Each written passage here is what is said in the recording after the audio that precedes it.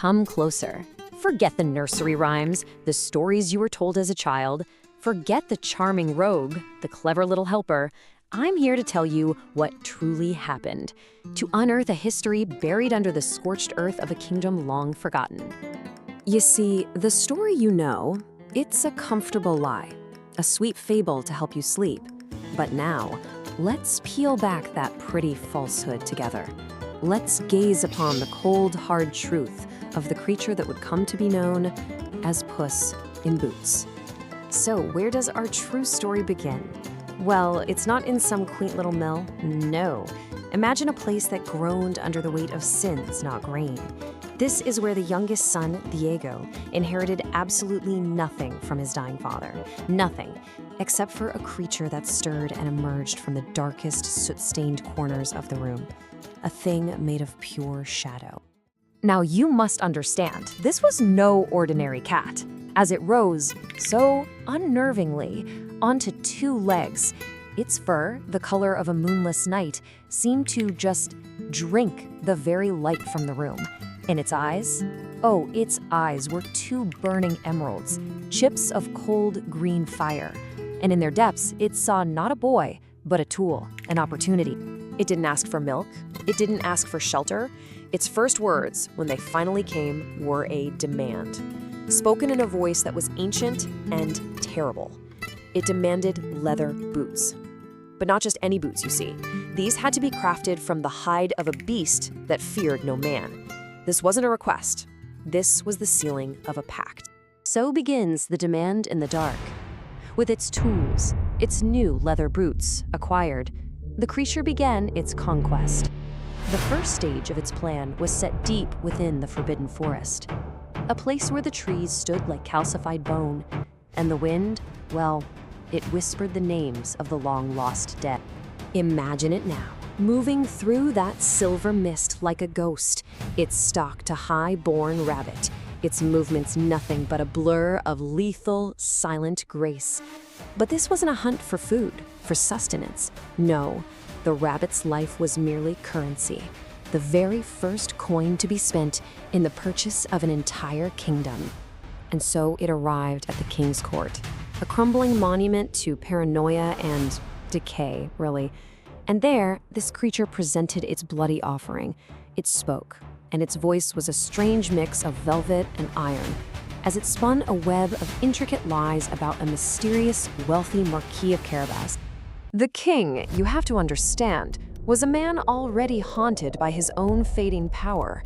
He was an easy mark. So easy, in fact, that he never noticed how, with every lie the cat told, its own shadow on the wall grew longer and darker, stretching out like a creeping stain across the paranoid court. And with that, we have the first whispers of a marquis. The first seeds of deception had been sown.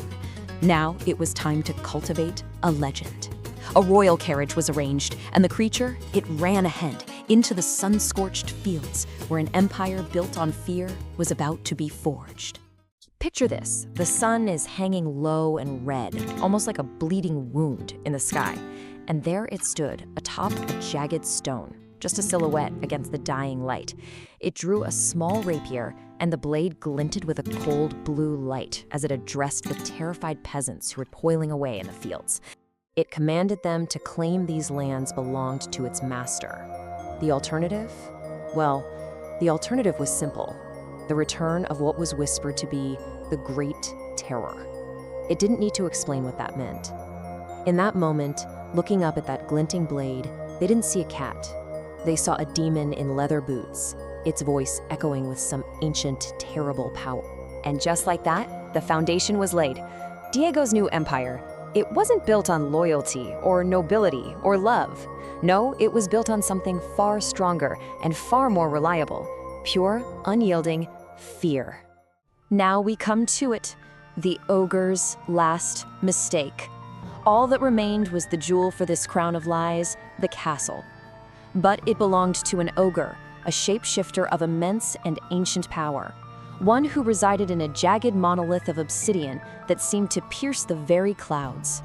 The creature entered the fortress all alone. You can just imagine the air inside, thick, heavy with the smell of ozone and old blood. It walked into a vast hall of mirrors, and its single reflection multiplied into an army of silent, watching shadows. The silence in that hall, it was absolute, and absolutely terrifying. Now, the cat knew it could never challenge the ogre's raw strength. That would be suicide. So it chose a different weapon. It chose to attack the one weakness all-powerful beings have: its immense pride, its bottomless vanity. So, goaded by the cat's feigned disbelief, the ogre transformed. He became a colossal dragon of scale and fire. Its breath was so hot it melted the great stone pillars of the hall into slag. And the cat, it just watched, completely unimpressed. Irritated by this, the ogre shifted again, this time into a lion of impossible size. Its roar was so powerful it felt like the very foundations of the earth were trembling. And still, the cat simply watched, its gaze cold and calculating. "But," the cat asked, its voice a silken taunt, "can you become something small?"